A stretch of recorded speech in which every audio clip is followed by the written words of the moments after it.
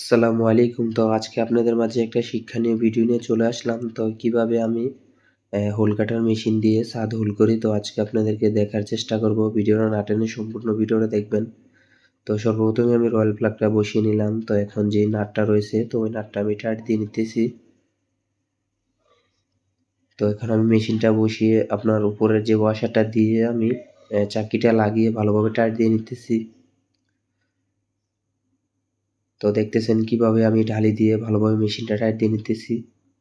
তো এখন ওয়াটার যে লাইনটা রয়েছে তো ওই লাইনটা আমি এখন এটাতে কানেকশন করে দেব। তো যে কাট পিসটা দেখতেছেন দিলাম, ওই কাট পিসটা দেওয়ার কারণ হচ্ছে শরীরে যাতে ছিটকে পানিটা না পড়ে। তো অবশ্যই জানাবেন কাট পিসটা দেওয়াটা কতটুক ভালো হয়েছে। তো দেখতেছেন আমি কিভাবে আপনার হোল করতেছি। তো মেশিনটা কিন্তু অনেকটাই আপনার শক্তিদায়ক, কারণ ওয়াট বেশি এটার। তো দেখতেছেন কিভাবে আমি ছাদগুলা হোল করতেছি।